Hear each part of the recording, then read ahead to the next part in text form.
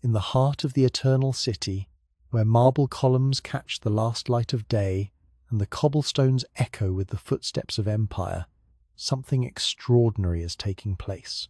The year is 64 after the birth of Christ, and in a modest dwelling that would scarcely merit notice among Rome's grand palaces, a revolution is unfolding. Not the kind that topples governments or reshapes borders, but something far more profound, a revolution of the human spirit itself. Consider for a moment the scene before us. An elderly man sits hunched over parchment, his weathered hands moving with surprising grace across the surface. The chain that binds his wrist to the Roman guard beside him clinks softly with each movement.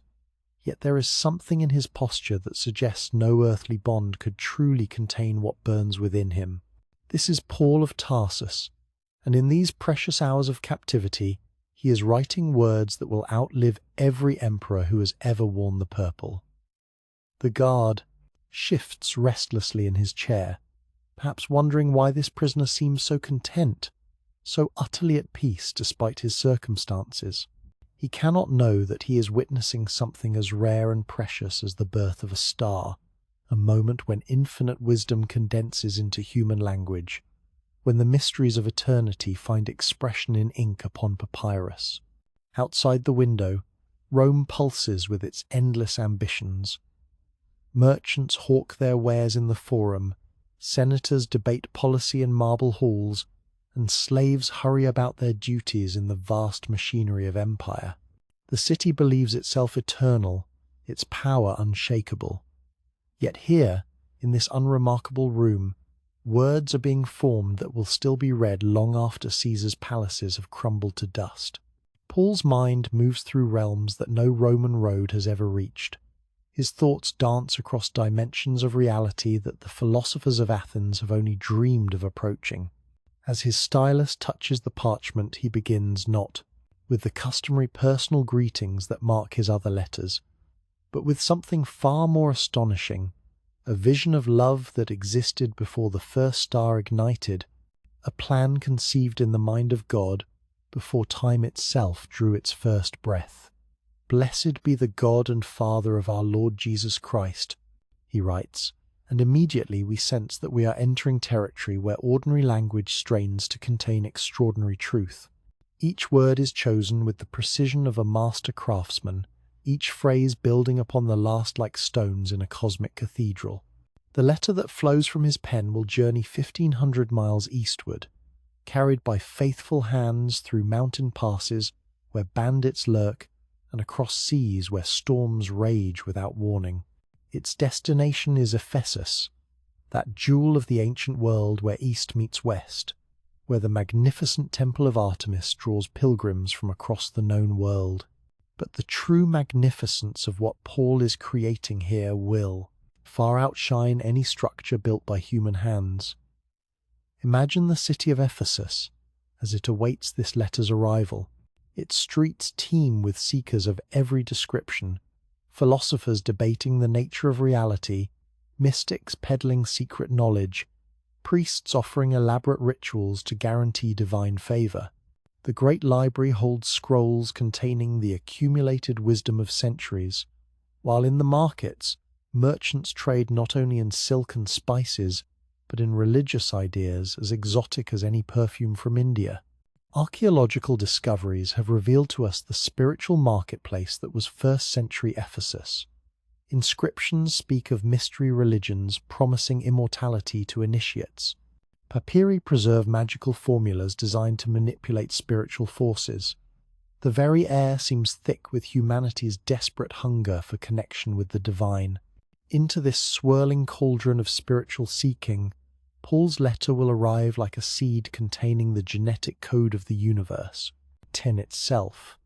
The believers in Ephesus gather in secret, their meetings hidden from authorities who view their faith with suspicion. Many bear the invisible scars of persecution, the memory of friends who have paid the ultimate price for their convictions, the constant awareness that their own lives hang by the slenderest of threads. Yet in their hearts burns something that no earthly power can extinguish, the knowledge that they have discovered truth itself. As Paul writes, his thoughts spiral upward through layers of reality like an eagle riding thermals toward the sun. He speaks of humanity chosen before the foundation of the world, and we must pause to consider the breathtaking audacity of such a claim.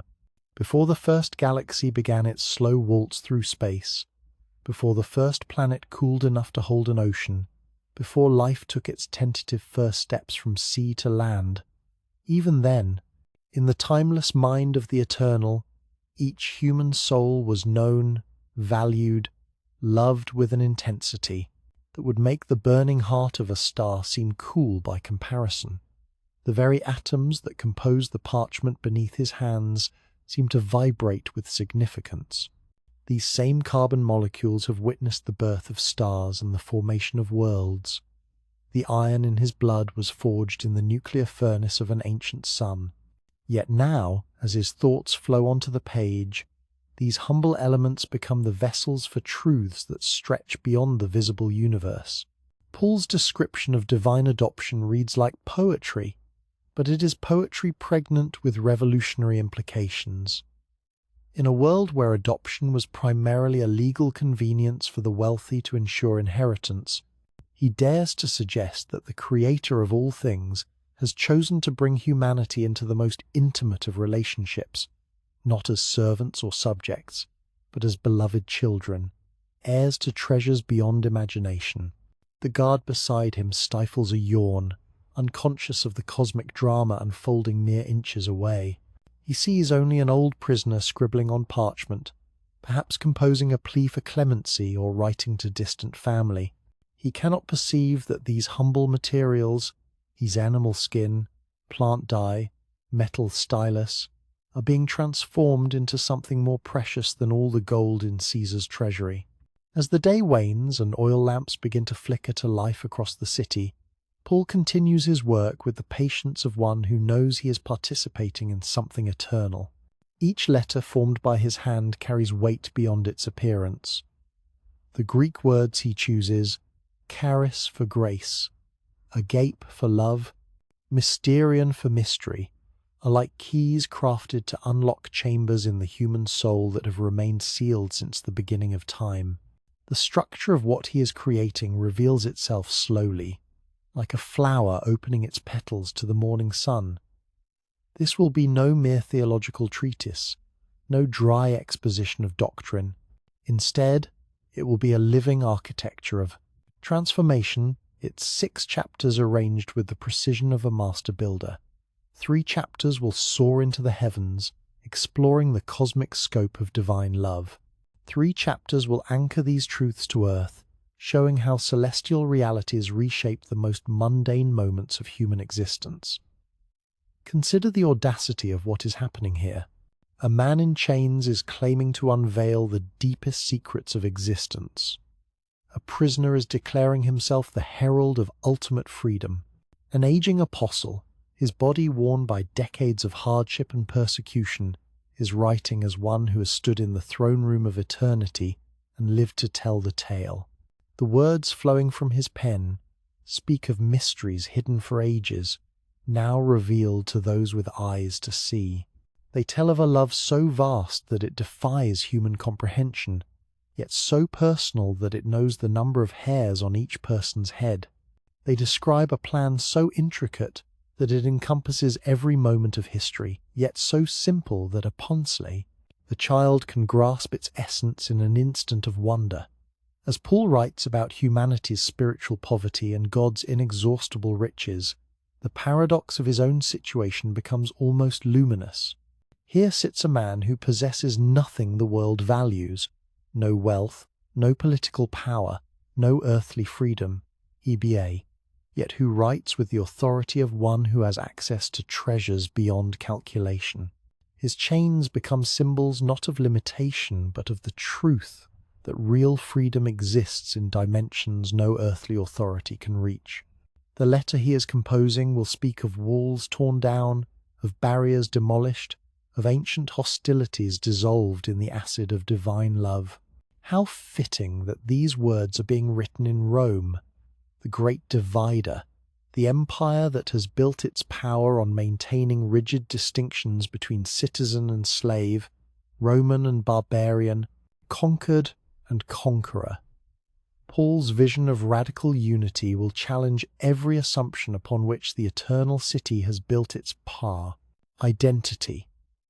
Night settles over Rome like a vast blanket, and still Paul writes by the flickering light of his lamp. His guard has long since fallen asleep, but the aged apostle continues his work with the intensity of one who knows that time is precious and the message urgent. Each word is a drop in what will become a river, each phrase a note in what will become a symphony that will echo through the centuries. The parchment fills with descriptions of spiritual realities that dwarf the physical universe in scope and significance.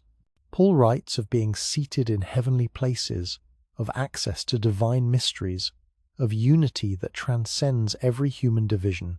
His vocabulary strains to contain concepts that belong more properly to eternity than to time, and in his struggle to find adequate words, he begins to forge new language for new realities. As the first chapter of his letter takes shape, it becomes clear that this is no ordinary communication. It reads like the testimony of an explorer returning from unmapped territories, like the report of an astronomer who has discovered new galaxies, like the journal of a deep-sea diver who has touched the ocean floor of existence itself. The guard stirs in his sleep, the chain clinks softly, and Paul pauses in his writing to gaze out the window at the sleeping city. Tomorrow these words will begin their journey eastward, carried by faithful hands toward a community of believers who hunger for truth as desperately as their ancestors once hungered for bread.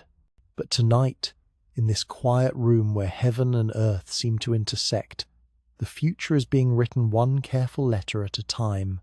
What emerges from Paul's pen is destined to reshape human understanding of divine love, to redefine the very meaning of grace, to offer hope to the hopeless and purpose to the purposeless.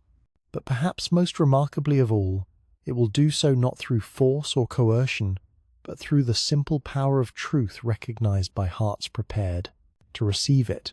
The eternal city sleeps, dreaming its dreams of conquest and glory, unaware that in one small room, a chained prisoner is unleashing forces that will prove more enduring than all the legions of Rome. The revolution has begun, not with sword and shield, but with ink and parchment, not through the destruction of enemies, but through the transformation of hearts. And so, as we witness this miraculous moment when heaven touches earth, we find ourselves standing at the threshold of a mystery that will unfold across the centuries to come. The letter is taking shape, the words are finding their eternal form, and somewhere in the distance, we can almost hear the sound of approaching footsteps, those of a faithful messenger preparing to carry these precious words toward their destiny. The story has begun.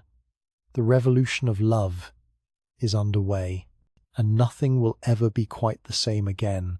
The dawn breaks slowly over the Apennine Mountains as Tychicus adjusts the leather satchel that rides close to his heart. Within this simple pouch lies the most precious cargo he has ever carried, Paul's letter to the Ephesians. The ink still fresh upon the parchment, the words still warm with the fire of their creation. He does not yet know that he carries the future in his hands, that every step he takes eastward brings humanity closer to a transformation as profound as any in recorded history. Consider the magnitude of what lies before this faithful messenger. 1,500 miles of treacherous Roman roads stretch between him and his destination, a distance that would challenge even the most experienced traveller. Mountain passes, where bandits emerge from shadows like wolves hungry for prey.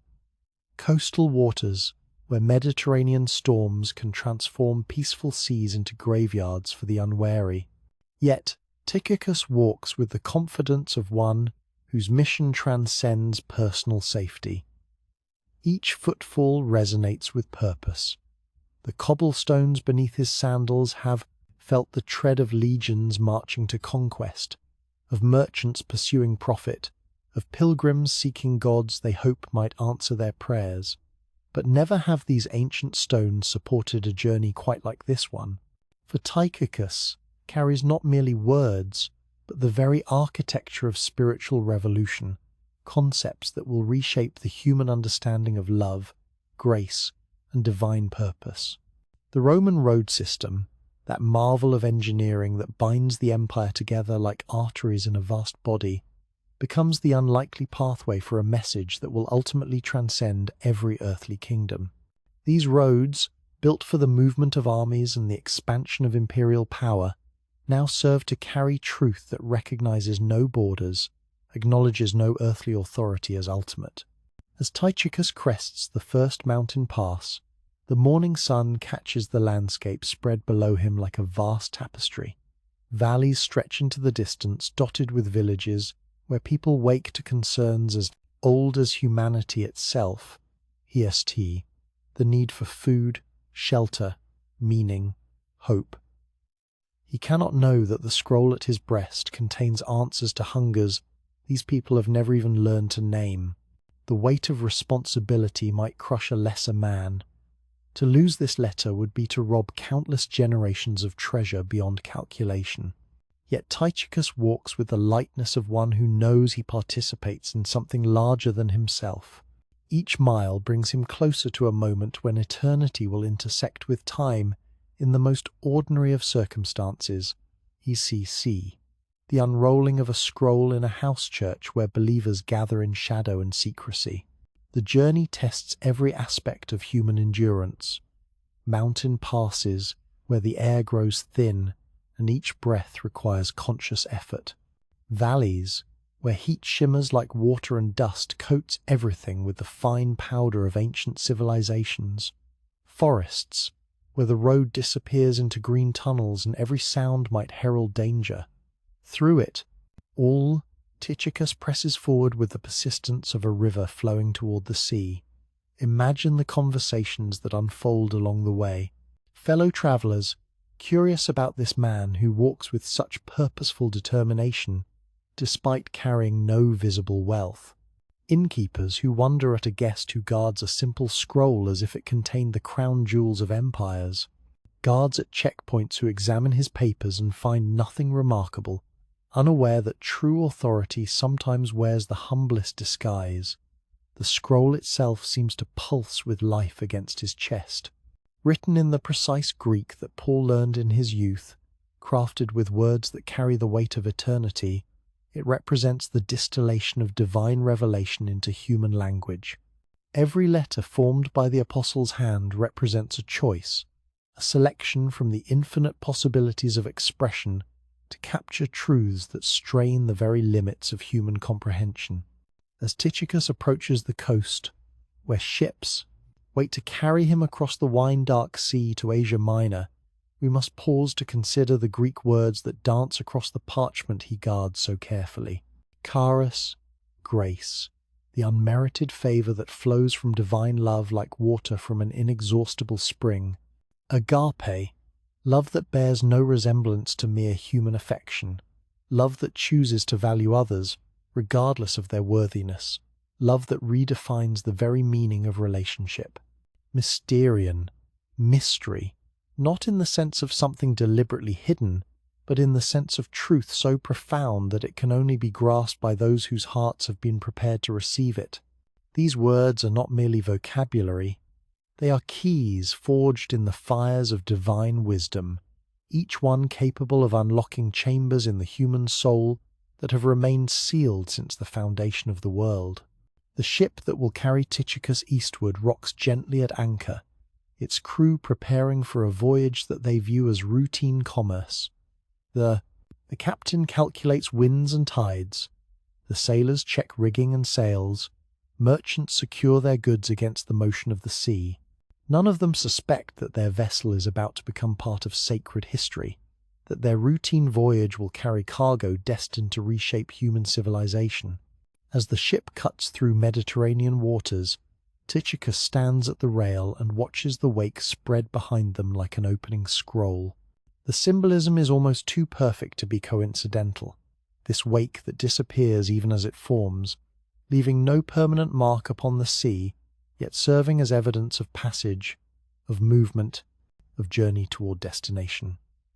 So too will Paul's letter create waves that spread far beyond their point of origin, touching shores that neither Paul nor Tychicus can imagine. The sea itself becomes a character in this drama. These same waters have carried Phoenician traders, Egyptian grain ships, Roman galleys bristling with bronze-tipped rams.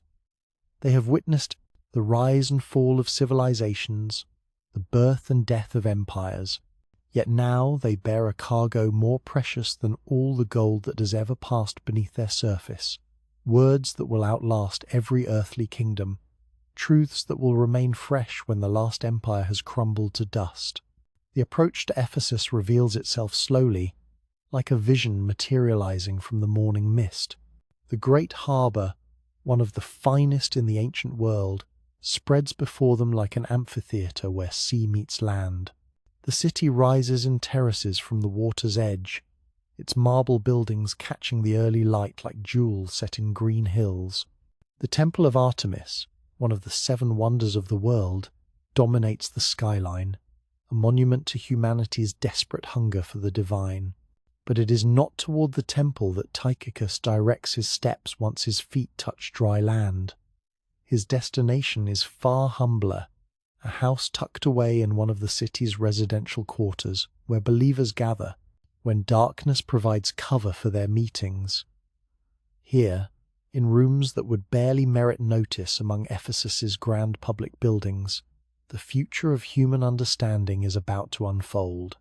The believers in Ephesus carry invisible scars from persecution that has tested their faith like gold refined in fire.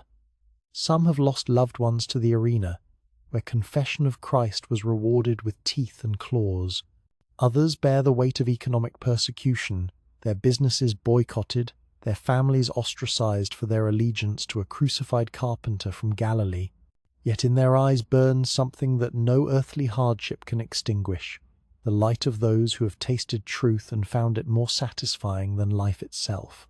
As Tychicus enters the house church, carrying Paul's letter like a torch in the darkness, the very air seems to thicken with anticipation.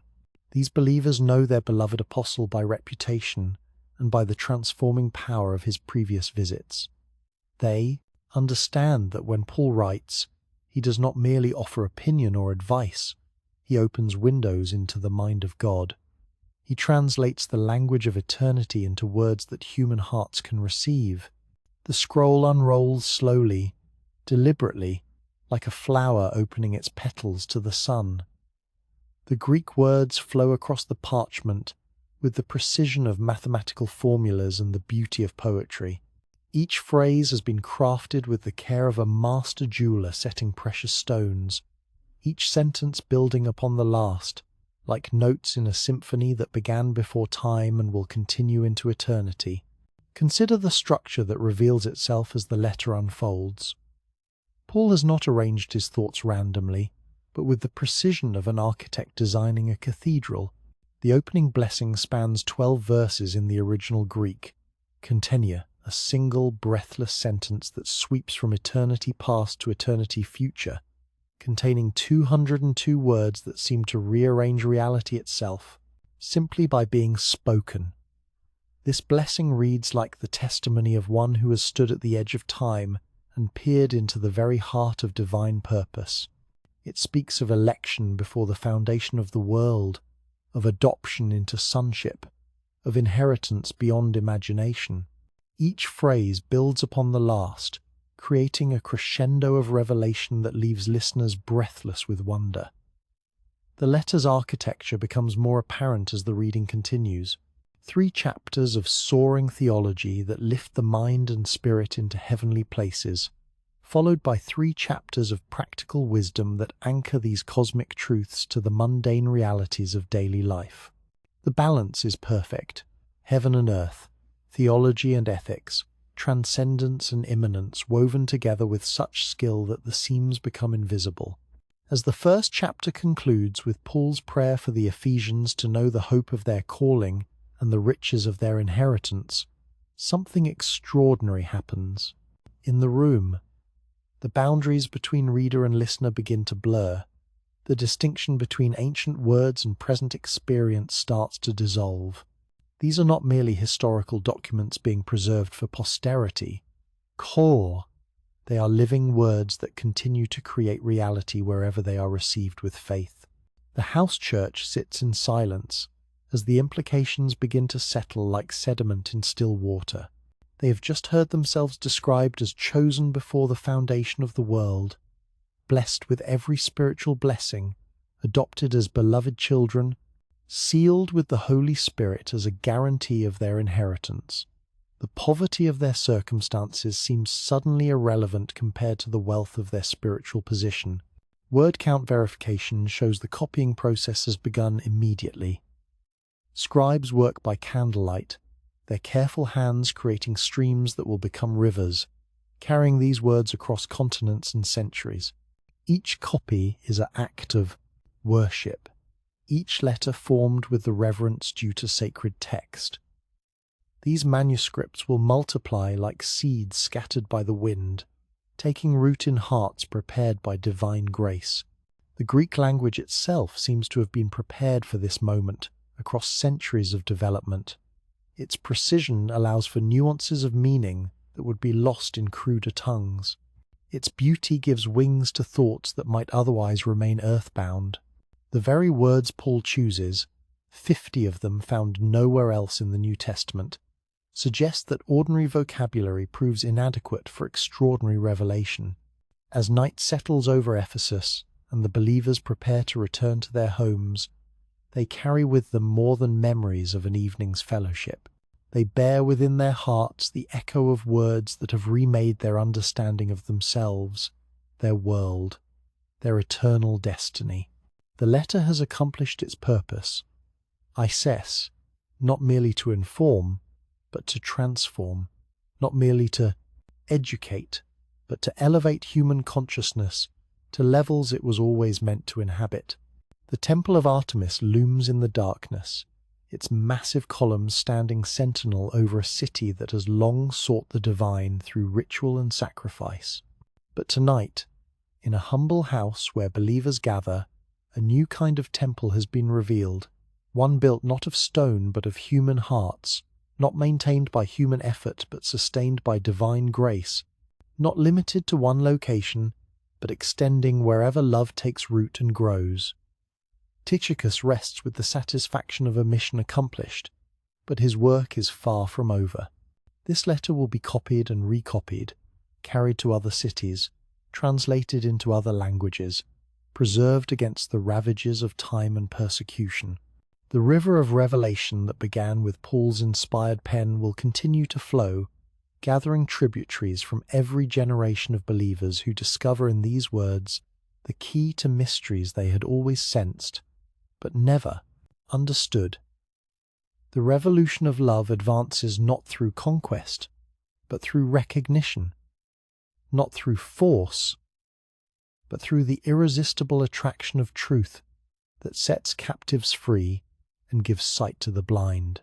The letter to the Ephesians has found its home, but its journey has only just begun. Within the 6 chapters of Paul's letter to the Ephesians lies something far more extraordinary than mere religious instruction.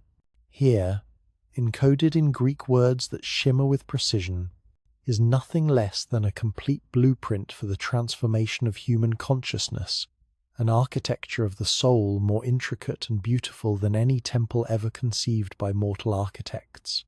Consider the opening blessing that cascades across 12 verses like a waterfall of divine revelation. In the original Greek, this blessing forms a single magnificent sentence, 202 words, that sweep from eternity past to eternity future without pause for breath.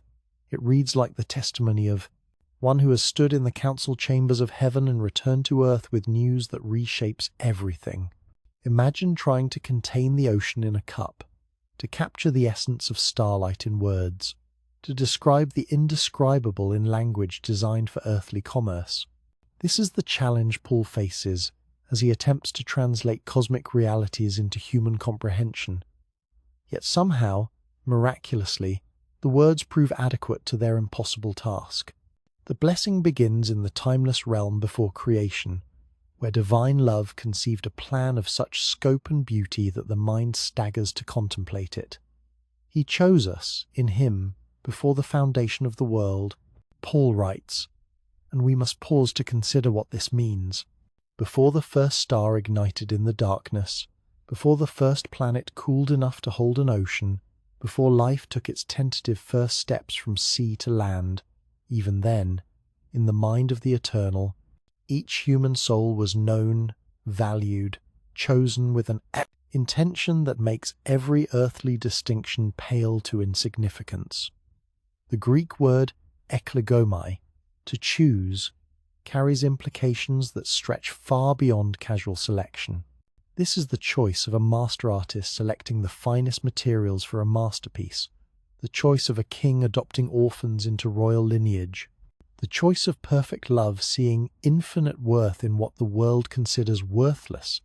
Each human being becomes, in this cosmic perspective, not an accident of evolution or a random collection of atoms, but a deliberate creation designed for eternal purpose.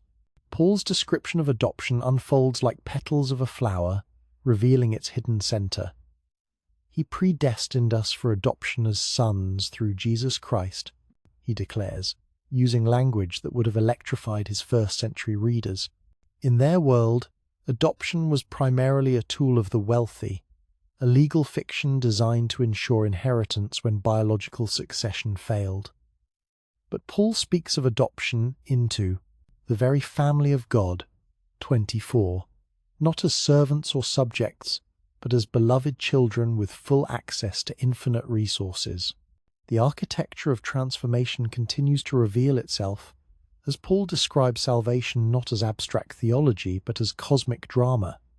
You were dead in your trespasses and sins, he writes to the Ephesians, painting a picture of spiritual death more complete than any cemetery could contain. Yet this death becomes the prerequisite for the most astonishing resurrection, not merely the restoration of life, but the awakening to life of a quality that transcends anything previously experienced. Here emerges one of the most revolutionary passages in all literature, ATA, the description of grace that has transformed more lives than any political manifesto or philosophical treatise. For by grace you have been saved through faith, and this is not your own doing, it is the gift of God, not a result of works, so that no one may boast. These words detonate like controlled explosions in hearts conditioned to believe that worth must be earned, that love must be merited, that acceptance requires performance. The Greek word charis, grace, defies easy translation because it describes a reality that exists nowhere else in human experience. It is kindness that costs the giver everything, yet asks nothing of the receiver. It is love that sees the beloved not as they are, but as they are destined to become. It is favor that flows not from the worthiness of the recipient, but from the nature of the giver. Paul's linguistic precision becomes even more remarkable as he crafts new vocabulary for new realities. 50 words in this letter appear nowhere else in the New Testament, suggesting that ordinary language proves inadequate for extraordinary revelation. He coins terms like Sumpolites, fellow citizens, to describe the radical equality of believers regardless of their earthly status. He uses Sumetokos, fellow partakers, to capture the mystery of shared divine inheritance. The famous passage about spiritual armor emerges from Paul's daily observation of his Roman guards, but it transforms military equipment into spiritual reality with breathtaking imagination. Truth becomes a belt that holds everything else in place. Righteousness a breastplate protecting the vital organs of faith. Feet shod with the preparation of the gospel of peace, carrying good news to a world at war with itself. The shield of faith deflects not physical arrows, but the flaming darts of doubt, despair, and deception that Satan hurls at human hearts.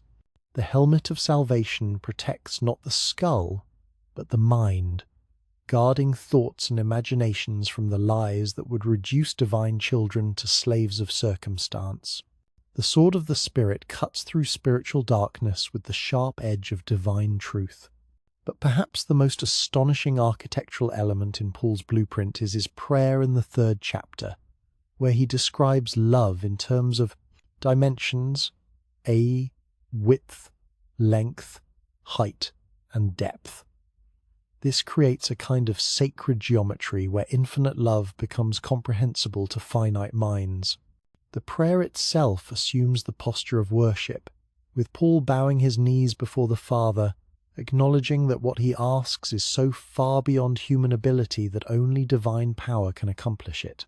Modern neuroscience has begun to discover what ancient readers knew intuitively, that meditation on these passages activates regions of the brain associated with peace, transcendence, and enhanced well-being. Brain scans reveal that contemplation of Ephesians creates measurable changes in neural activity, with increased activity in areas linked to empathy, compassion, and spiritual awareness. The words literally rewire human consciousness, creating new pathways for experiencing reality. The prayer reaches its crescendo with a request that seems to explode the boundaries of human possibility, that you may be filled with all the fullness of Kombora, God. The Greek word pleroma, fullness, was a technical term in 1st century philosophy, referring to the totality of divine attributes and powers. Paul dares to suggest that ordinary human beings can become containers for the infinite, vessels capable of holding the very essence of divinity. This is not metaphor or hyperbole, but the sober testimony of one who has experienced the reality he describes. Paul writes, as one who has discovered that human beings are designed for infinity, created with capacities that can only be satisfied by divine love, destined for a relationship with the eternal that makes every earthly achievement seem like child's play by comparison. The practical implications unfold in the letter's second half, where cosmic theology meets daily reality. Marriage becomes a mystery, mysterion, that mirrors the relationship between Christ and the Church. Workplace relationships become opportunities to demonstrate heavenly realities. Parent-child dynamics become laboratories for understanding divine love. The letter's structure reveals additional layers of intentional design. The 3 chapters of theology correspond to the 3 chapters of ethics with mathematical precision. The blessings described in chapters 1 through 3 find their practical expression in the instructions of chapters 4 through 6. Heaven and earth, transcendence and immanence, divine initiative and human response, not yes, all woven together with such skill that the seams become invisible. Linguistic analysis reveals patterns within patterns, structures within structures. The opening blessing contains exactly 18 different titles and descriptions of God, the number 18 being the numerical value of the Hebrew word chai, life. The prayer in chapter 3 uses words beginning with Son together 7 times, creating a symphony of unity that resonates through the entire letter. Consider the transformation that occurs as readers journey through these 6 chapters. They begin as people defined by their circumstances, limited by their failures, trapped by their pasts.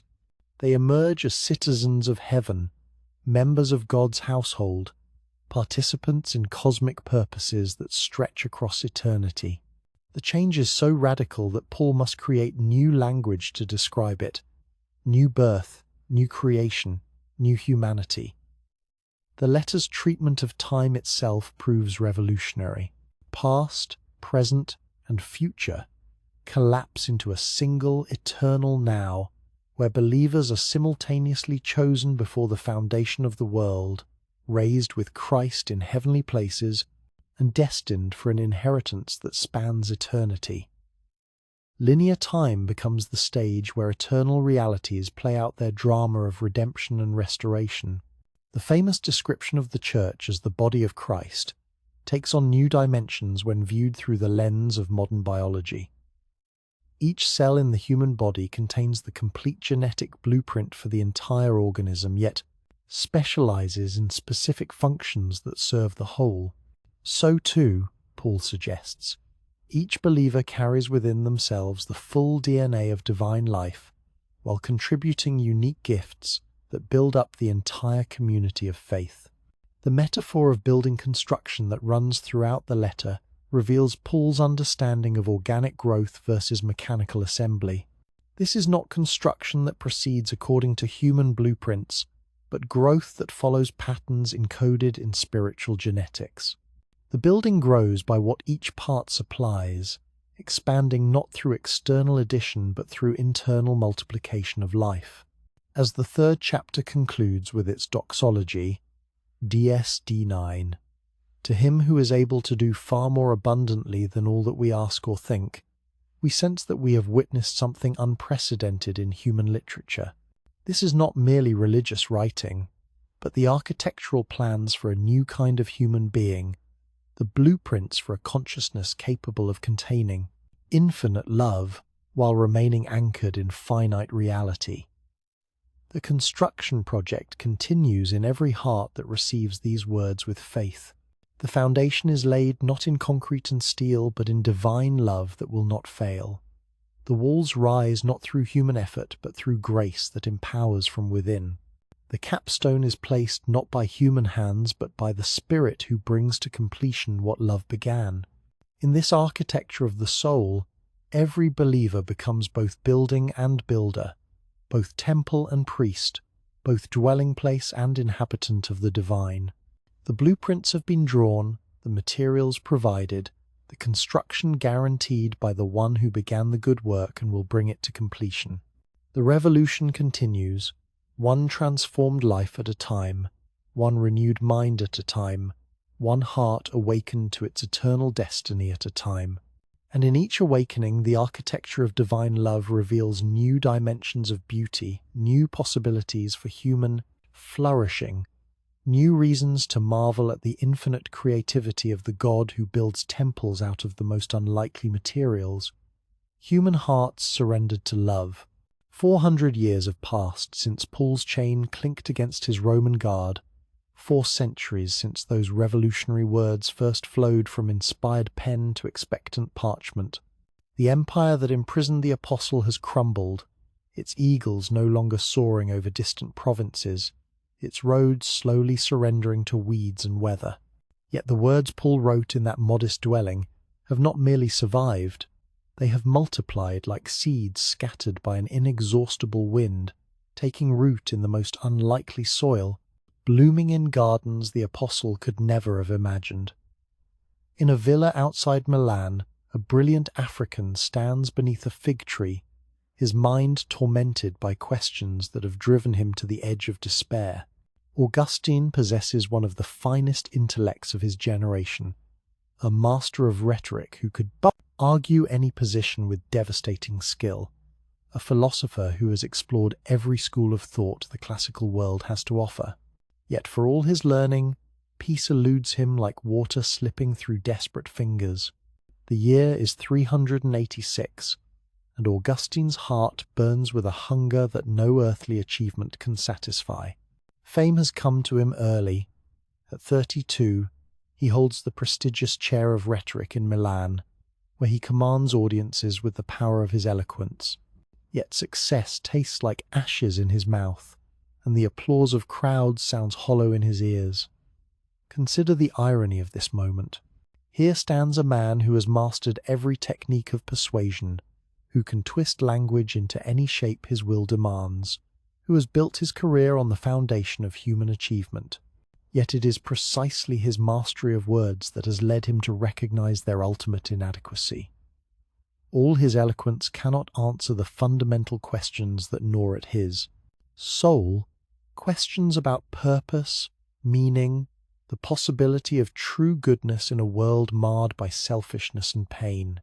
A friend has left a copy of Paul's letters on a table in the garden, and Augustine's eyes fall upon the opening words of Ephesians chapter 2. But God, being rich in mercy, because of the great love with which he loved us, even when we were dead in our trespasses, made us alive together with Christ. By grace you have been saved. The words hit Augustine like a thunderbolt from a clear sky. Here, in language both simple and profound, lies the answer to questions that have tormented him for years. Not salvation through intellectual achievement, not righteousness earned by moral effort, not acceptance based on performance, but grace, pure and unmerited, flowing from divine love like a river from an inexhaustible spring. Augustine weeps in that Milan garden as years of philosophical pride dissolve in moments.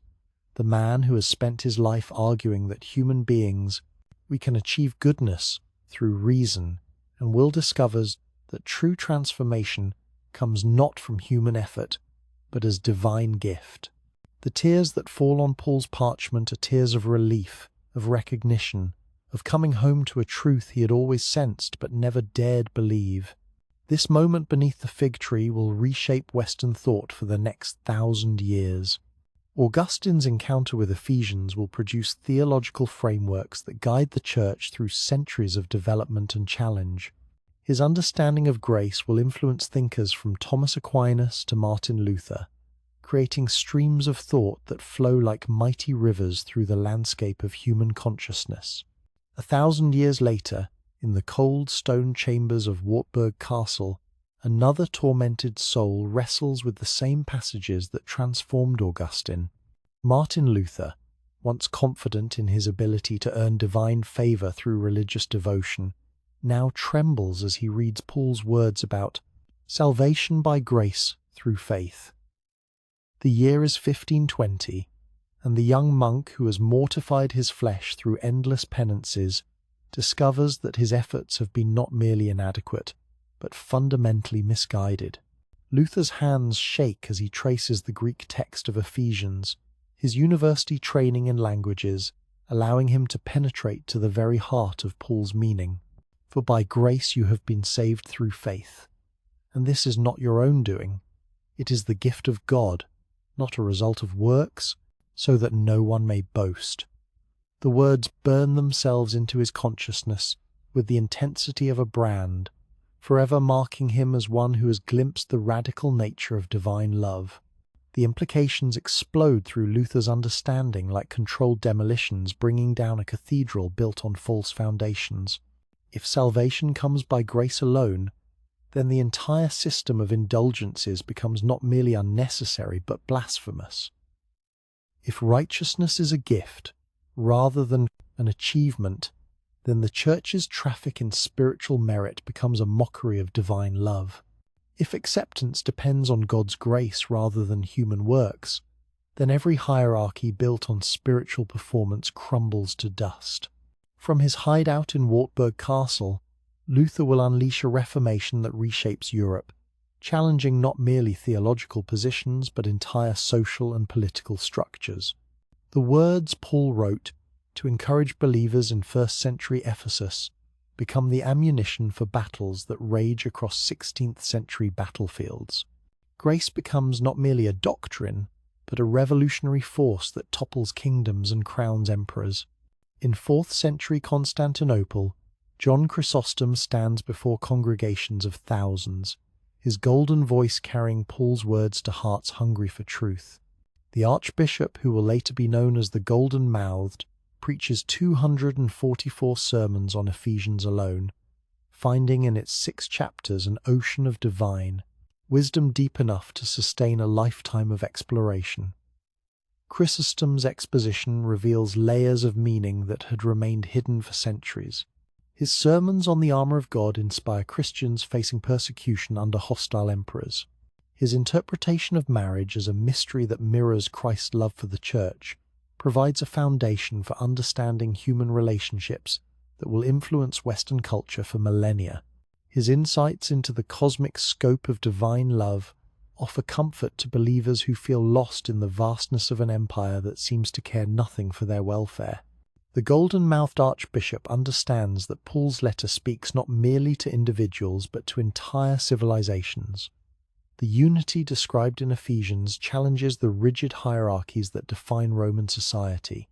The equality proclaimed in its pages threatens every system built on the assumption that some human beings are intrinsically worth more than others. The love it describes has the power to dissolve barriers that have seemed fixed since the foundation of the world.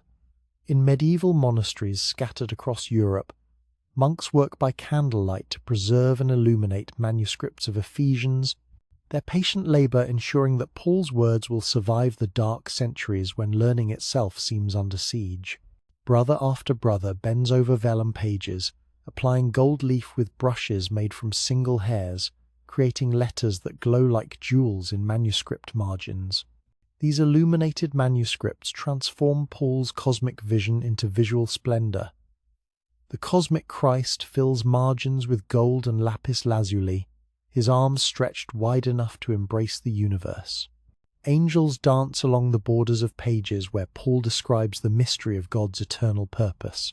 Complex geometric patterns surrounding the text suggest the intricate beauty of divine love working itself out through human history.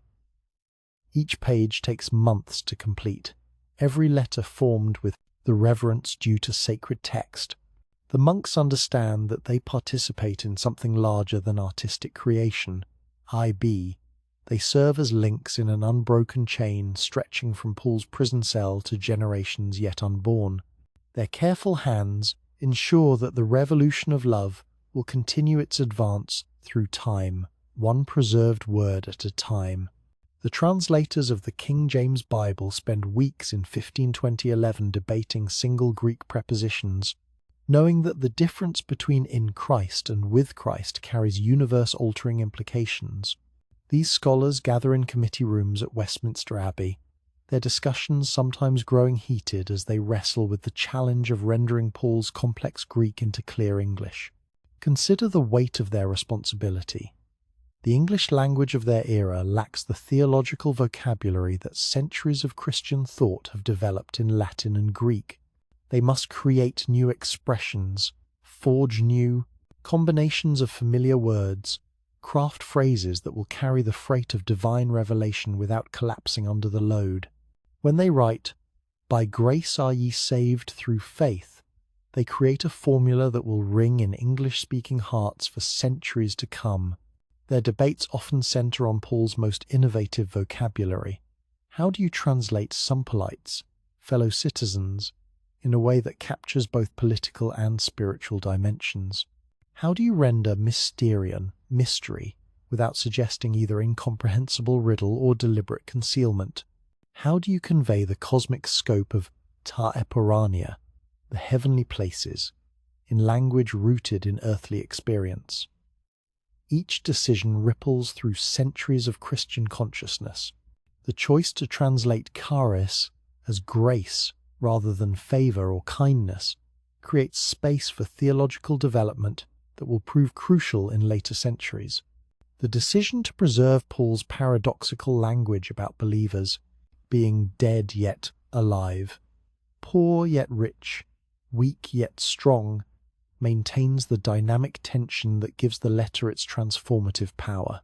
Modern discoveries of ancient papyri confirm what these careful translators intuited, that Paul's text has been preserved with remarkable fidelity across the centuries. Over 5,000 Greek manuscripts of the New Testament exist, representing copies made in every century since the original composition. When compared, these manuscripts reveal variations affecting less than 1% of the content, and none of these variations touches any major doctrine. This preservation across time and culture suggests something beyond mere human care. It is as if the words themselves carry within them a power that ensures their survival, a vitality that transcends the fragility of papyrus and parchment.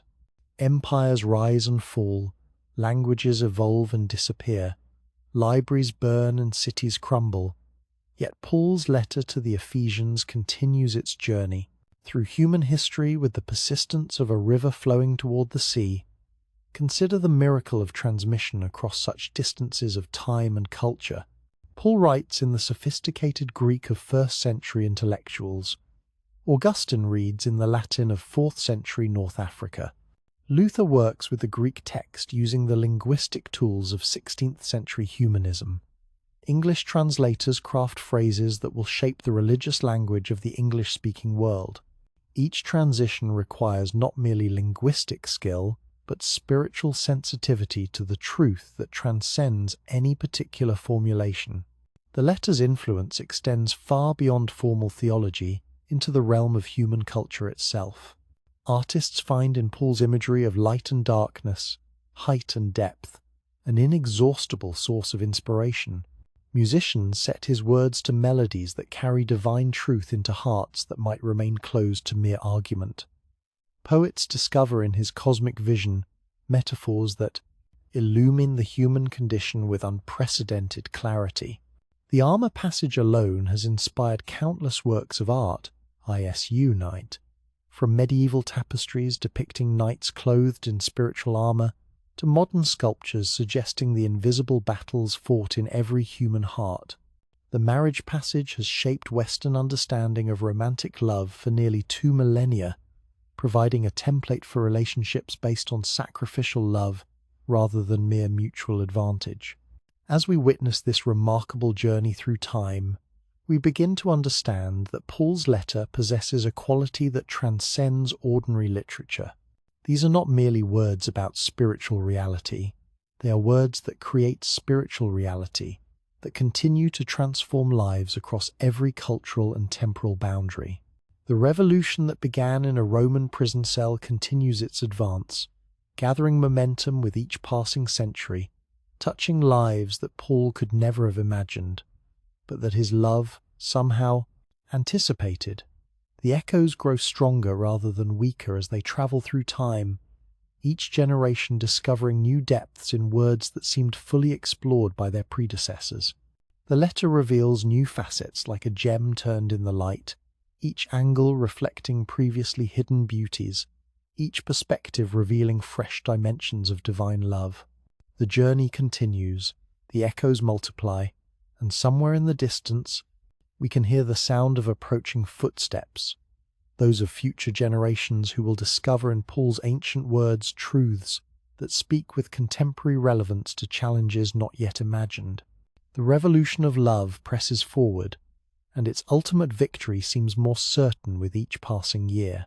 The steel and glass towers of Seoul pierce the morning sky like prayers reaching toward heaven, their surfaces reflecting the first light of a new day across one of the world's most dynamic cities. In the subway tunnels beneath this forest of ambition, millions of people begin their daily journey to work, each carried in sleek trains that whisper through underground corridors with the efficiency that has made this nation an economic miracle. Among these commuters sits a businessman whose face reveals the weight of decisions that will affect thousands of employees and billions of won in revenue. His smartphone glows in the artificial light of the tunnel, but instead of stock reports or market analyses, his eyes trace words that were written nearly 2,000 years ago in a language and culture impossibly distant from his own. Therefore, having put away falsehood, let each one of you speak the truth with his neighbour, for we are members one of another. Consider the extraordinary journey these words have taken. From Paul's prison cell in Rome to a subway car in 21st century Seoul, across cultures, languages, technologies, and worldviews that the ancient apostle could never have imagined. Yet somehow, impossibly, these words speak with fresh relevance to challenges that feel utterly contemporary. The businessman finds in Paul's instructions about workplace integrity not antiquated moralizing but cutting-edge wisdom for navigating the complex ethical landscape of modern commerce. The Korean executive has been wrestling with a decision that will define not only his career but the culture of his entire corporation. Pressure from shareholders demands strategies that maximize short-term profits, even at the cost of employee welfare. Traditional business wisdom suggests that success requires a certain flexibility with truth, a willingness to shade facts when necessary for competitive advantage. Yet Paul's words about putting away falsehood burn in his consciousness like a brand, challenging every assumption about how business must be conducted. As the train glides through the tunnel, The businessman's mind transforms Paul's first-century workplace advice into 21st-century application. Let the thief no longer steal, but rather let him labor, doing honest work with his own hands, so that he may have something to share with anyone in need. These words reshape his understanding of corporate responsibility, suggesting that business success should create abundance not merely for shareholders, but for the entire community. The transformation that begins in that subway car will ripple through his company over the following months. Policies that prioritize employee development over pure profit maximization.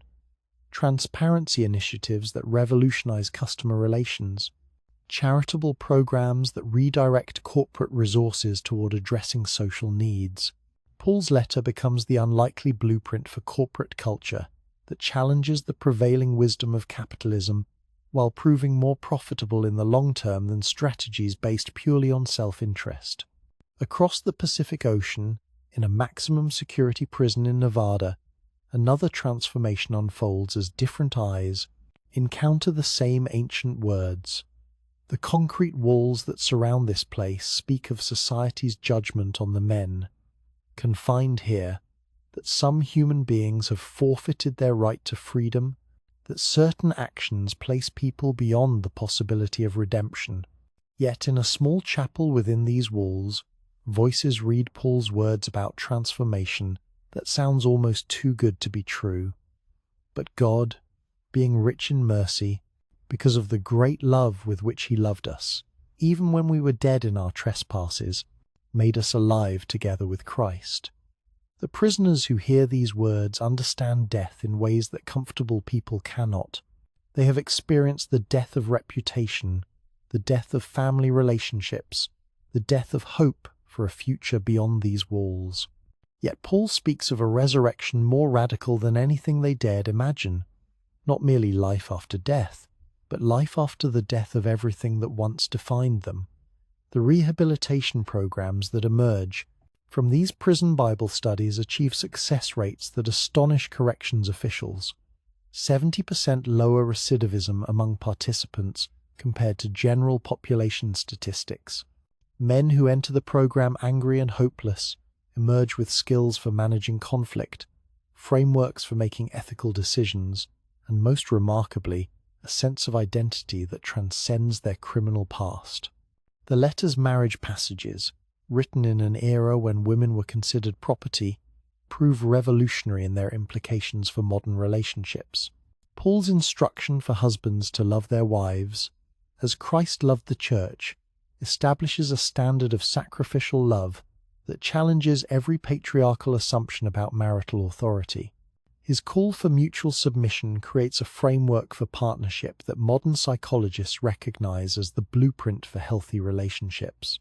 Contemporary research reveals that couples who practice the principles outlined in Ephesians 5 show measurably higher levels of relationship satisfaction, lower divorce rates, and greater success in raising emotionally stable children. The ancient letter's wisdom about marriage proves prophetic for a generation struggling with relationship breakdown and seeking models for lasting commitment. Neurolinguistic research conducted at leading universities reveals something remarkable about Paul's vocabulary choices in Ephesians. Brain scans show that reading this letter activates both analytical and emotional centers simultaneously, creating a unique neurological response that differs from other ancient texts. The combination of cosmic vision with practical instruction engages the whole mind in ways that produce measurable improvements in emotional regulation and stress management. The prayer in chapter 3, with its description of love's dimensions, i.e., width, length, height, and depth, creates neural patterns associated with expanded consciousness and enhanced empathy. Subjects who meditate regularly on this passage show increased activity in brain regions linked to compassion and decreased activity in areas associated with anxiety and depression. Paul's ancient words prove to be cutting-edge therapy for modern minds, struggling with the pressures of contemporary life. In rural African villages where oral tradition remains the primary means of cultural transmission, Ephesians finds new expression through song and chant. The rhythmic qualities of Paul's Greek poetry translate perfectly into musical forms that carry divine truth into hearts through melodies that children learn before they can read. Entire communities memorize the letter through songs that turn theological concepts into unforgettable music. The cosmic scope of Paul's vision resonates powerfully with African cosmologies that have always understood the interconnectedness of all creation. The letter's emphasis on spiritual warfare speaks to people who have never doubted the reality of invisible, the forces that shape visible events. The unity described in Ephesians provides hope for communities divided by tribal conflicts that stretch back generations. Consider the astronauts aboard the International Space Station, orbiting Earth every 90 minutes and witnessing 16 sunrises daily from their vantage point, 250 miles above the planet's surface. For these space travelers, Paul's cosmic language takes on dimensions that earthbound readers can barely imagine. He chose us in him before the foundation of the world becomes not metaphor but visible reality as they watch Earth turn slowly beneath them, like a blue marble suspended in infinite darkness. The letter's description of God's purpose to unite all things in Him, things in heaven and things on earth, gains new meaning when viewed from space, where the artificial boundaries that divide nations become invisible lines lost in the curve of the horizon. Astronauts report that reading Ephesians while orbiting Earth creates experiences of transcendence that permanently alter their understanding of humanity's place in the universe. Contemporary artists across every medium find in Ephesians an inexhaustible source of inspiration. Painters discover in Paul's imagery of light and darkness visual metaphors that capture the human condition with unprecedented clarity. The letter's description of putting off the old self and putting on the new provides the conceptual framework for installations that explore themes of transformation and renewal. Musicians set Paul's words to compositions that span genres from classical symphonies to contemporary worship songs. The letter's natural rhythm and poetry translate effortlessly into musical forms, with composers finding that Paul's vocabulary seems to create its own melodies. Hip-hop artists in urban communities discover that the letter's themes of identity, purpose, and overcoming impossible odds speak directly to their experience. Sculptors create three-dimensional representations of Paul's spiritual armor, transforming abstract concepts into tangible forms that viewers can walk around and experience from multiple angles. The belt of truth becomes flowing fabric that seems to hold the entire figure together. The breastplate of righteousness takes the form of crystalline structures that reflect light in every direction. The shield of faith appears as translucent barriers that seem to absorb and dissipate negative energy. Virtual reality developers create immersive experiences that allow people to walk through Paul's cosmic vision in three-dimensional space. Users can experience what it feels like to be seated in heavenly places, to stand in the gap as intercessors wearing spiritual armor, to witness the cosmic battle between light and darkness that rages in dimensions beyond physical perception. Sleep researchers have discovered that listening to Ephesians read at specific frequencies induces theta brainwaves associated with deep rest and cellular regeneration. The letter's natural rhythms seem to synchronize with the brain's own healing cycles, creating optimal conditions for the kind of restoration that occurs during the deepest stages of sleep. Hospitals begin using recordings of Ephesians as part of treatment protocols for patients recovering from trauma and surgery. Epigenetic studies indicate that meditation on passages about identity in Christ may actually influence gene expression related to stress and inflammation. The letter's emphasis on divine love and acceptance appears to trigger biological responses that promote health and longevity. Scientists document measurable changes in immune function among people who regularly practice contemplative reading of Paul's words about their spiritual inheritance. Social scientists track how communities that actively practice Ephesians' principles of unity across racial and economic barriers show measurably higher levels of collective well-being. Crime rates drop, educational achievement increases, economic development accelerates in neighborhoods where churches take seriously Paul's vision of barrier-breaking love. The letter's ancient wisdom proves prophetic for modern challenges, requiring unprecedented cooperation. The environmental movement finds unexpected support in Paul's cosmic vision of all creation groaning together in anticipation of redemption. The letter's description of God's purpose to gather all things together provides theological foundation for conservation efforts that view environmental stewardship as spiritual responsibility. Ephesians becomes the unlikely inspiration for creation care initiatives that bridge religious and secular environmental communities. As climate change demands global cooperation on a scale never before attempted, Paul's vision of unity that transcends every human division gains urgent relevance. The letter's description of breaking down dividing walls between peoples provides the conceptual framework for international collaboration required to address challenges that affect the entire planet. Ephesians becomes not merely ancient wisdom, but contemporary necessity. In medical schools, where students train to heal the human body, professors discover that Paul's holistic vision of human beings as integrated spiritual and physical entities provides helpful frameworks for understanding health and disease. The letter's emphasis on the interconnectedness of mind, body, and spirit offers correctives to mechanistic approaches that treat symptoms while ignoring underlying spiritual and emotional causes.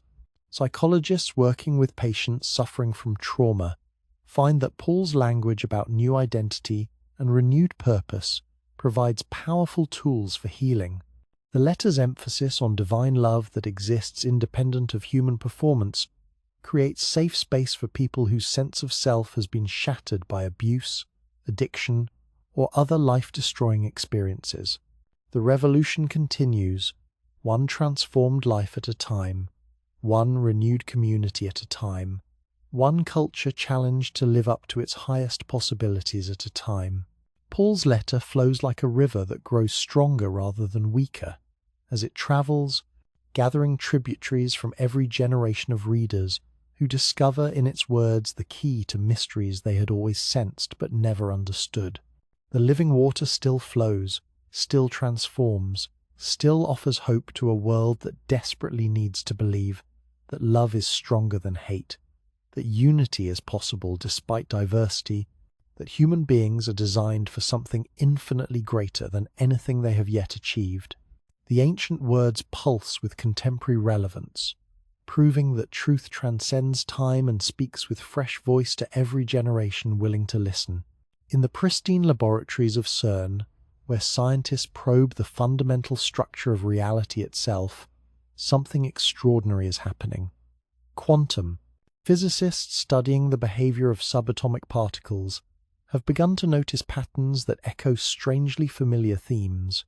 The phenomenon of quantum entanglement, IM, where particles separated by vast distances instantly affect each other's behavior, mirrors Paul's description of universal reconciliation in ways that make even hardened materialists pause to wonder.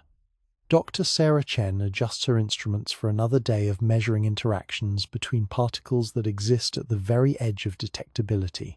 Her work explores the frontier where matter and energy dance in patterns that seem to suggest consciousness, pervading the universe at levels far below anything previously imagined. As she calibrates equipment worth millions of dollars, her mind returns to words she first encountered in childhood: call, Paul's vision of a cosmos where all things hold together, in ways that transcend mechanical causation. Consider the implications of what these researchers are discovering.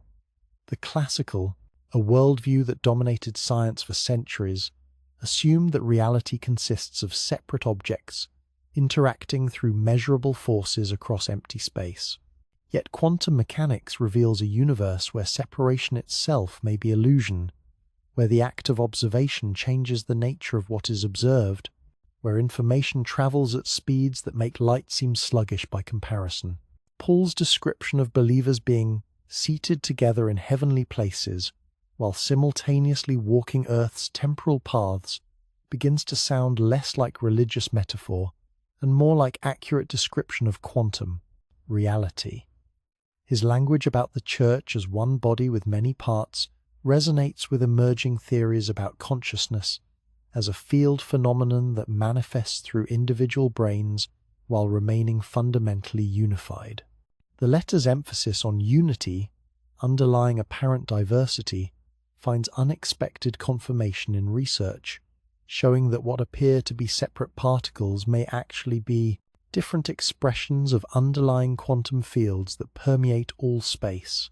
Paul's cosmic Christ, who fills all in all, starts to sound remarkably similar to descriptions of the quantum vacuum that modern physics recognizes as the fundamental substrate from which all matter and energy emerge. In Silicon Valley development studios, virtual reality programmers work to create immersive experiences that allow people to walk through Paul's spiritual armor passage in three-dimensional space. Users don headsets that transport them into environments where abstract concepts become tangible realities. The belt of truth appears as golden bands of light that strengthen the entire figure. The breastplate of righteousness manifests as crystalline armor that deflects dark arrows before they can find their mark. These virtual environments reveal hidden dimensions in Paul's military metaphors that traditional reading cannot access. Users discover that the armor pieces interconnect in ways that create synergistic protection, Eine 9, truth and righteousness, combining to produce integrity, faith, and salvation, joining to generate hope, prayer, and scripture, merging to create power that transcends either alone. The technology required to create these experiences pushes the boundaries of human innovation. Graphics processors calculate millions of interactions per second to render environments that respond in real time to user movements and choices. Artificial intelligence algorithms analyze user behavior to customize experiences that address individual spiritual needs and challenges. Yet somehow, the ancient words prove adequate to guide this cutting-edge technology toward applications that genuinely serve human flourishing. Artificial intelligence systems trained on Ephesians' literary patterns reveal previously hidden mathematical structures embedded in the text. Machine learning algorithms detect numerical relationships between words, phrases, and concepts that suggest deliberate design at levels too complex for human consciousness to perceive directly. The letter's 6 chapters contain precisely balanced proportions of theological exposition to practical application, with transition points occurring at mathematically significant intervals. These AI analyses uncover patterns within patterns, AI, word frequencies that follow Fibonacci sequences, thematic developments that mirror fractal geometries, prayer structures that conform to mathematical constants found throughout nature. The discoveries suggest that Paul's inspiration operated at levels of precision that transcend ordinary literary composition, creating texts that function simultaneously as spiritual revelation, psychological therapy, and mathematical poetry. Contemporary sleep laboratories have made remarkable discoveries about the neurological effects of listening to Ephesians during various stages of the sleep cycle. Dr. Michael Rodriguez monitors brain activity in subjects who listen to different chapters of the letter at specific frequencies while they sleep. His research reveals that certain passages induce theta brainwaves associated with deep healing and cellular regeneration. The letter's opening blessing, with its cosmic sweep from eternity to eternity, synchronizes listeners' brainwaves with rhythms that promote the release of growth hormones and neurotransmitters associated with psychological well-being. The prayer in Chapter 3 creates neural oscillations that enhance memory consolidation and creative problem-solving capabilities. The armor passage in Chapter 6 generates brainwave patterns associated with increased resilience and emotional regulation. These discoveries have revolutionary implications for medicine and psychology. Hospitals begin using recordings of Ephesians as part of treatment protocols for patients recovering from surgery, trauma, and chronic illness. The letter's natural rhythms prove more effective than many pharmaceutical interventions at promoting the kind of deep rest required for optimal healing. Epigenetic researchers studying how environmental factors influence gene expression have documented remarkable changes in people who regularly meditate on passages about their identity in Christ.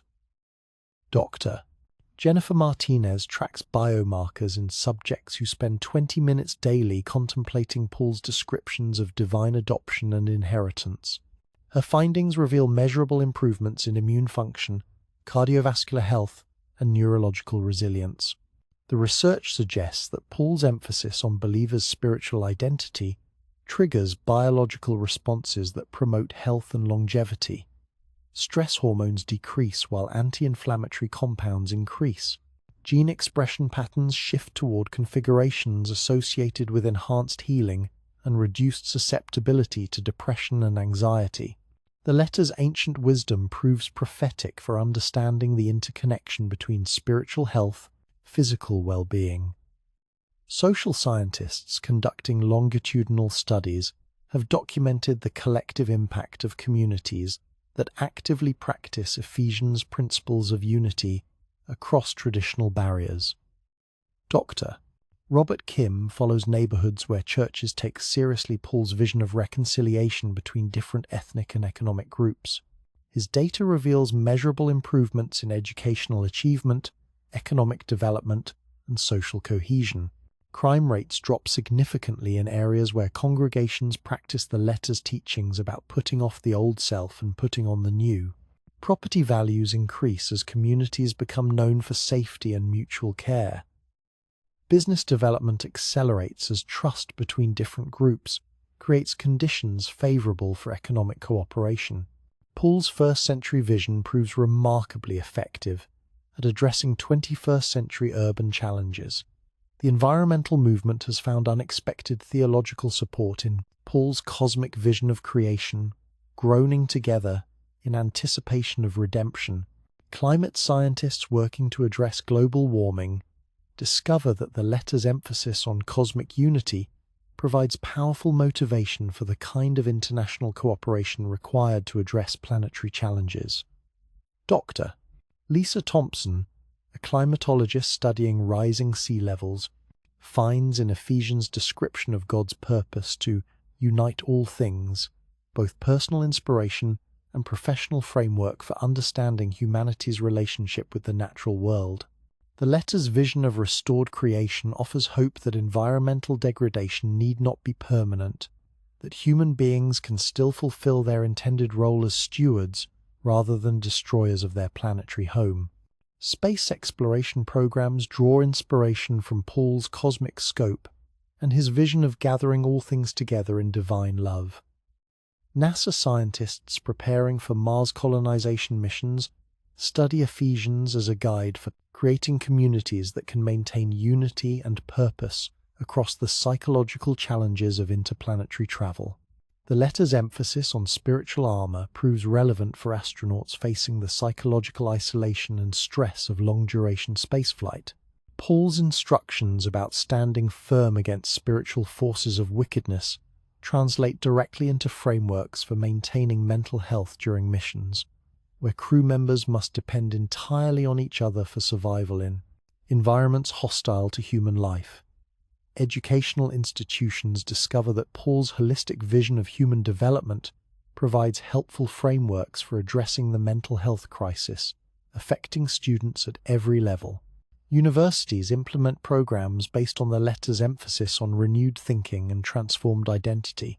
Elementary schools find that Paul's language about putting off old patterns and putting on new ones gives children vocabulary for understanding personal growth and character development. The letter's description of the church as a body where each part contributes to the health of the whole inspires collaborative learning models that challenge competitive educational paradigms. Students learn to see their individual success as interconnected with the flourishing of their entire learning community. Academic achievement increases while stress and anxiety decrease as educational environments embrace Paul's vision of mutual care and support. Medical schools integrate Paul's holistic understanding of human beings as integrated spiritual, emotional, and physical entities into curricula that had become dangerously reductionist. Future doctors learn to treat patients as whole persons rather than collections of symptoms, discovering that the ancient letter provides more helpful frameworks for understanding health and disease than purely mechanistic approaches. Mental health professionals working with trauma survivors find that Paul's language about new, identity and divine love provides powerful tools for healing. The letter's emphasis on unconditional acceptance creates safe space for people whose sense of self has been shattered by abuse, addiction, or other life-destroying experiences. Recovery programs based on Ephesians achieve success rates that surpass conventional therapeutic approaches. Consider the extraordinary reach of these ancient words into realms Paul could never have imagined. From quantum laboratories to virtual reality studios, from space stations to genetic research facilities, from artificial intelligence development to environmental science, APA, everywhere human beings push the boundaries of knowledge and capability.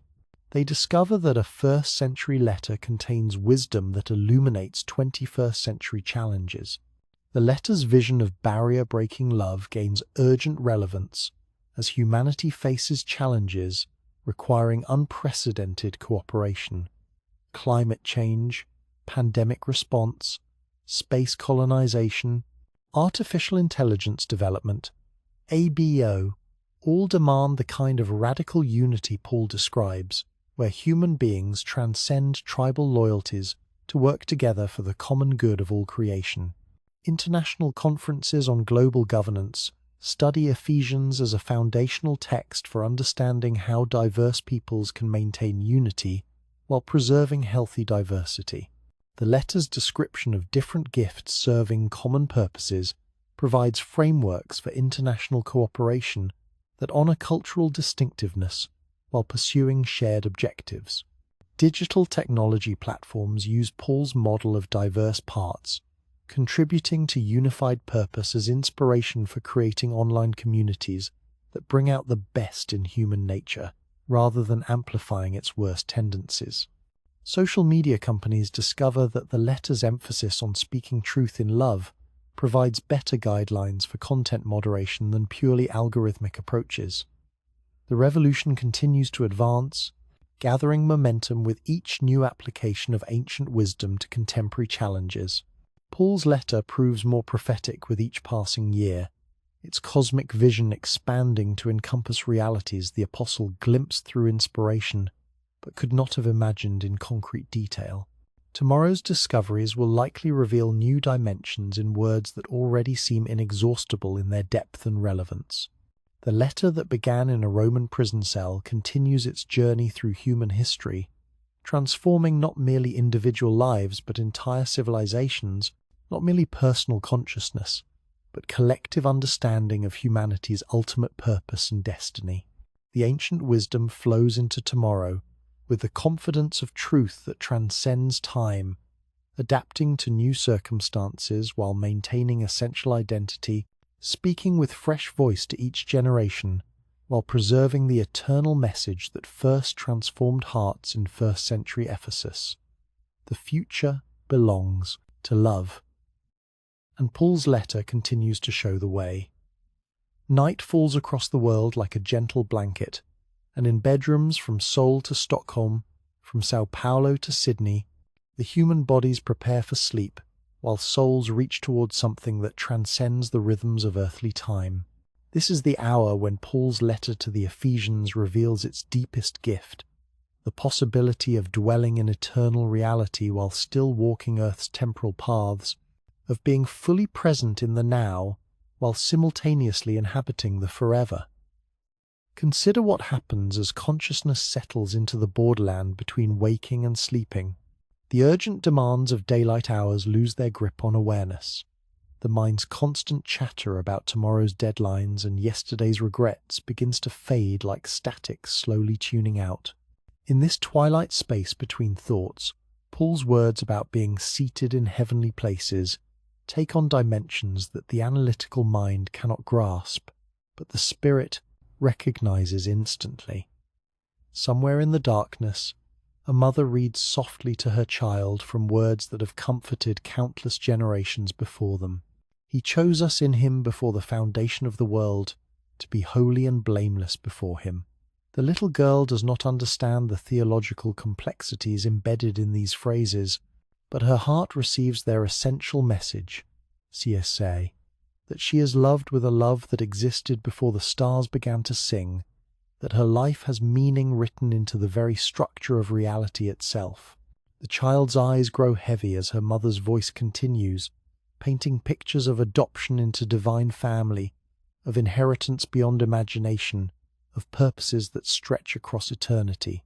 These concepts float through her drowsing consciousness like seeds falling on fertile soil, taking root in places too deep for doubt to reach, growing into certainties that will sustain her through whatever challenges await in the years to come.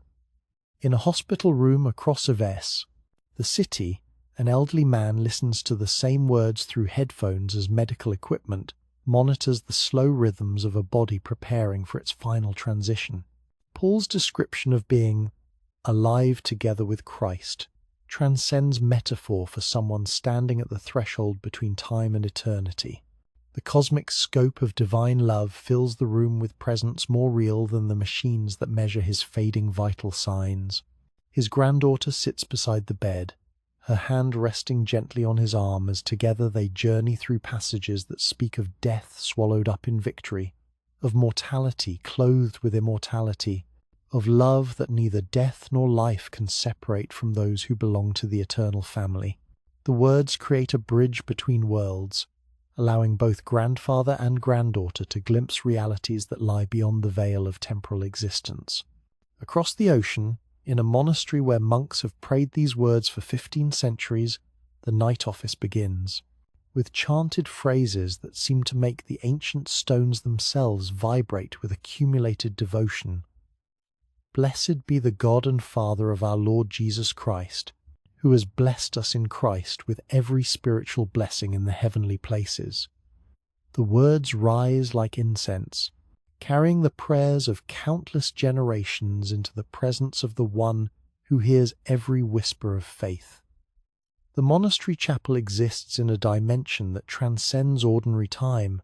Here, the prayers of medieval saints mingle with contemporary supplications, creating a continuous stream of worship that flows like a river through the centuries. Paul's cosmic vision finds perfect expression in this environment, where eternity intersects with time in the rhythm of daily prayer, where the already and the not yet merge in moments of transcendent awareness. Scientific measurements of the universe's expansion mirror Paul's language about the fullness of him who fills all in all with uncanny precision.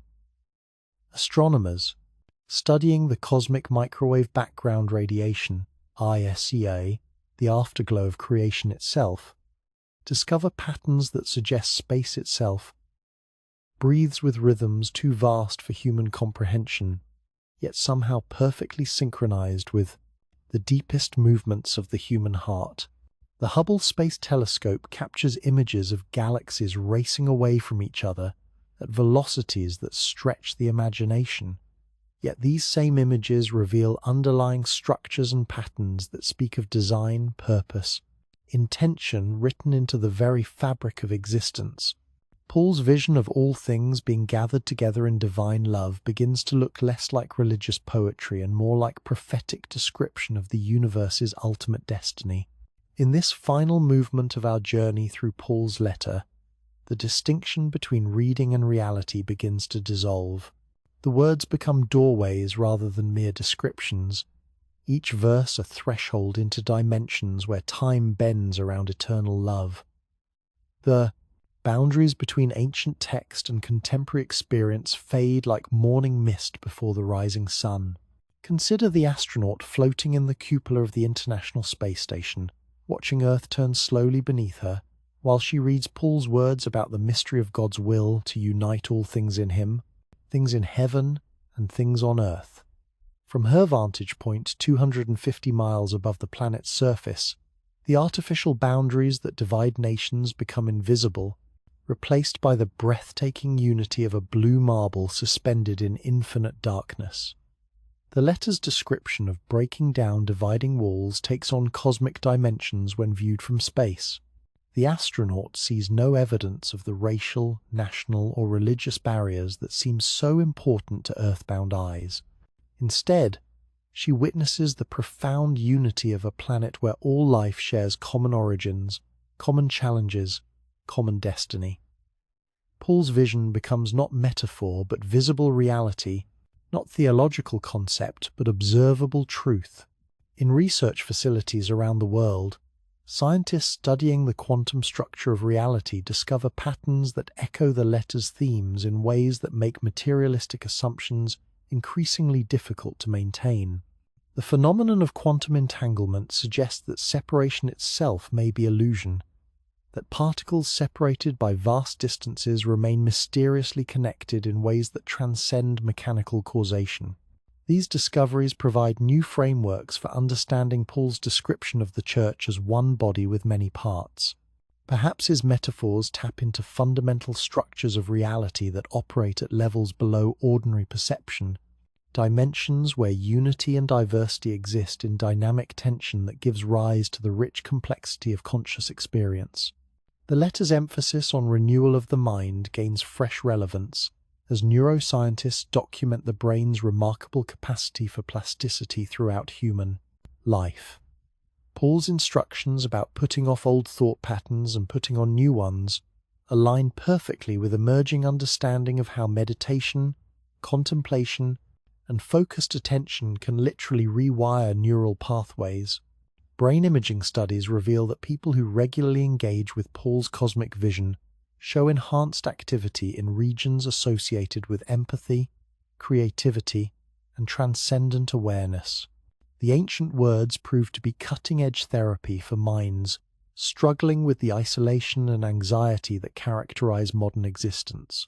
Paul's prescription for mental health, PZ, focusing on whatever is true, noble, right, pure, lovely, and admirable, creates measurable improvements in psychological well-being. As the night deepens and human bodies across the globe settle into sleep, Paul's words about spiritual warfare take on new meaning. The battles fought in dreams and in the liminal spaces between consciousness and unconsciousness prove as real as any conflict waged on earthly battlefields. The armor described in Ephesians 6 becomes essential equipment for souls navigating the challenges of a reality that extends far beyond material perception. The truth that serves as a belt holds everything else in place, preventing the other pieces of armor from slipping or becoming misaligned. The righteousness that protects the heart deflects accusations that would otherwise find their mark in vulnerable moments. The gospel of peace provides firm footing even when circumstances shake every other foundation. Faith functions as a shield, not merely deflecting but extinguishing the flaming arrows of doubt, despair, and deception that the enemy launches at sleeping souls. The helmet of salvation protects thoughts and dreams from contamination by lies that would distort identity and purpose. The sword of the Spirit cuts through spiritual darkness with precision that makes the sharpest physical blade seem dull by comparison.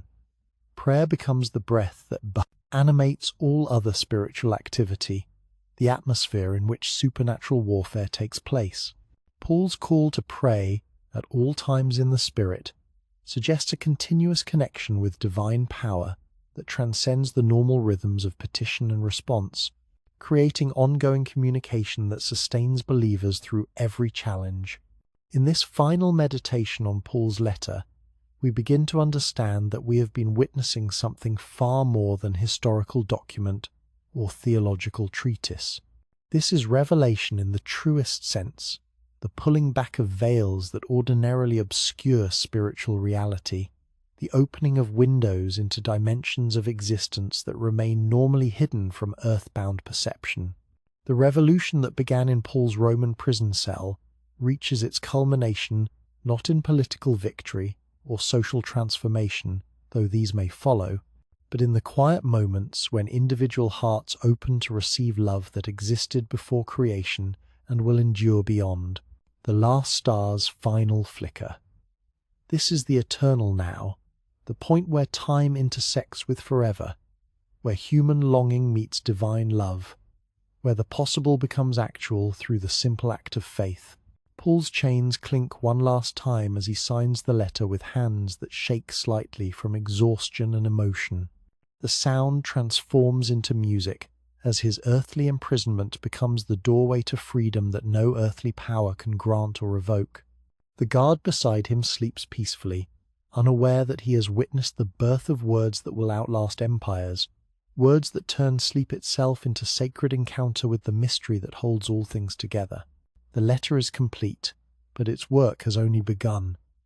It will travel across continents and centuries, carrying the revolution of love into every heart willing to receive it. It will transform individuals, communities, civilizations, and ultimately all creation into the likeness of the one whose love inspired it. Composition. As consciousness fades into sleep across the world, Paul's words continue their ancient work of transformation. Dreams carry seekers into regions where the cosmic Christ fills all things, where divine love flows like a river through the landscape of human experience, where every soul discovers its true name written in the book of life before the foundation of the world.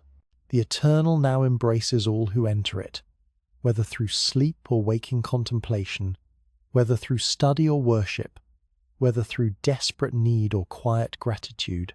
Here, in this timeless space where heaven touches earth, the revolution of love achieves its ultimate victory, not through conquest, but through voluntary surrender, not through force, but through the irresistible attraction of truth that sets captives free. The mystery unfolds in every willing heart, the transformation continues in every surrendered life.